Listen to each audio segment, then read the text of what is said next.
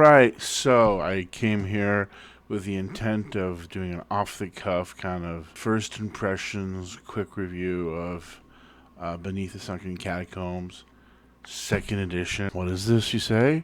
It is a good old-fashioned OSR game. That's what it is. So yeah. Whoo-wee!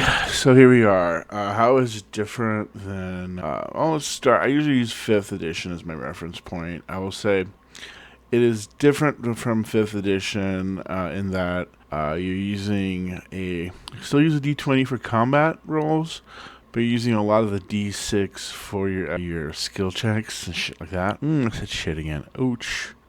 I'll never get monetized with that potty mouth. Oh no. So I'm paging through. I'm not looking away from you people.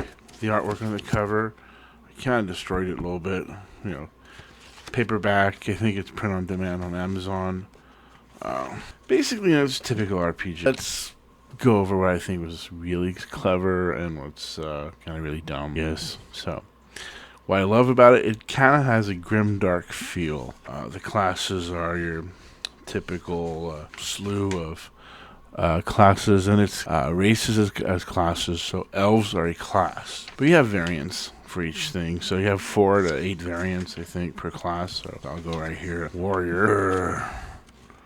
I should probably use, take some pictures of it later and edit this shit in. Warrior here is, you have swashbuckler, crusader, you got the brigand, I'm surprised you don't. So I guess you got everything from the high and mighty crusader to a thief adjacent brigand. Race is a class kind of system. Same thing, we go to elves, there's different subclasses from sword mage, esoteric archer, eldritch wanderer. You get the gist. Oh, that's an elf. That's a sorcerer. But either way, I need to learn to read, ladies and germs. Sorcerer. I just look at the picture, and yeah, I kind of look like an elf to me. But yeah, I need to read. Long story short, each class has subvariants. So you get both straight up, okay, pick a class, and then a little bit of customization. But really, what's going to be each character unique is your playing style. And that can go across, I think. Has a elf, like I was talking about. Warlock is pretty cool. It's basically your warlock, but you kind of are automatically a tiefling or tiefling adjacent kind of character when you play that, which is cool. Has rules like a 0 level character. I really think DCC and Shadow Dark have cemented that, and I wouldn't be surprised if 6th edition definitely had a 0 level meat grinder, because that's getting popular. I think 6th edition is going to be a return to OSR style gaming, and all the people out there who like 5th edition or 3rd edition or even 4th edition are going to go, we want to be the rebels now, and they'll create their own kind of alternative gaming setup. Yeah, your 0 level goods and service. I mean, it's basic stuff. I think, let's talk about how it's different. D6 is used for most of your skills, and last time I checked, most of the time you're rolling under, like a roll under kind of thing. Your D20 is going to be for your to hit armor class, but it doesn't have stacko. It's just typical D20 system rollover. What else is really cool? I think is that it's only really you can play the game with only 2 dice. It does call sometimes for a D10 or a D3, but you can. There's a D6 is just a D3. You just any number above 3, you just divide it by 2. That's what I always did. Same thing with the D20. Otherwise, it's just kind of other ways of doing the math, but it just. If you want to mess with the curve and the number distribution, that's the way I like to do it, is just to have it anything over D20. Anything over 10 on D20, you divide by 2. Anything over 3, you divide by 2, round it down. Total side note. I was thinking of Daggerheart. I know they have it running as 2 D12s, but they should have done it as 1 D20. But anything from 1 to 10 is your success with fear. Anything from 11 to 20, success with hope. Just a thought. Again, I've barely looked at the Daggerheart rule. I just had to talk about Daggerheart because it's fucking trending right now. Daggerheart. Daggerheart. Alright. Here we are.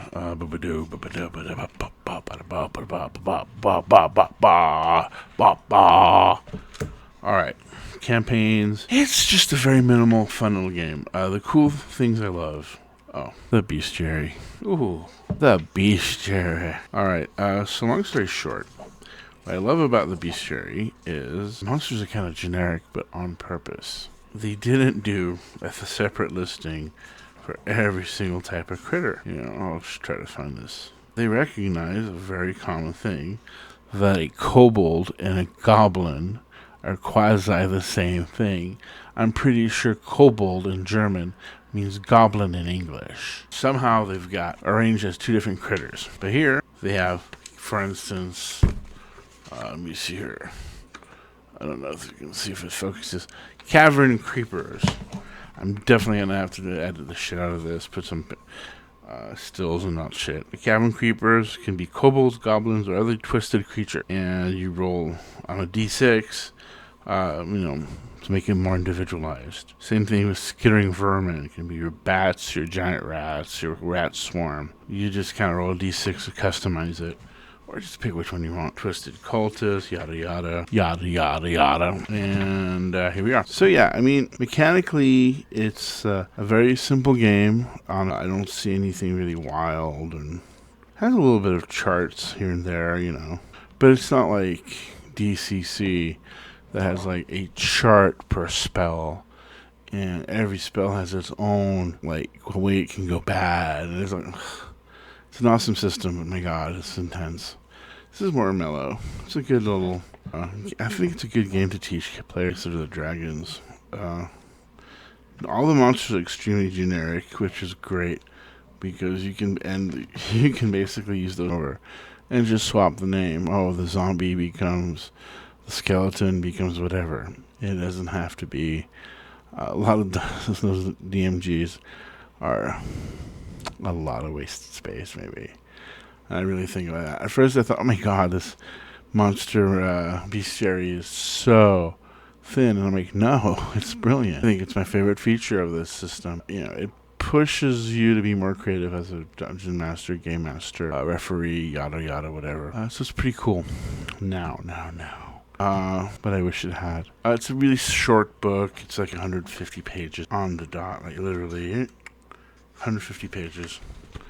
Last page is legalese, right? I wish it had a setting.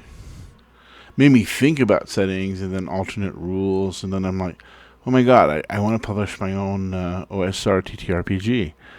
I have no life. But no, deep down I thought it's a really rich, fun little system. That's about it. Definitely recommend it. I like to recommend things, not put things down. I don't think I'll ever review something I don't like, I just want people to have fun, spread some love and positivity, Some people spread love and positivity. Some people just swim in the DD oil. Some people are victims, and some people are nasties. And some people are sunshine from above. I'm rambling on. You know what that means? You need to subscribe and follow and stalk me even. Just don't bother my family. But you can, call my phone late at night and breathe heavy. Oh yeah, that's really good. But yeah, this is total nonsense. I'm going to post this with very little editing. Try to minimalize it and see what happens. Alrighty, alright. Thanks for putting up with my crap.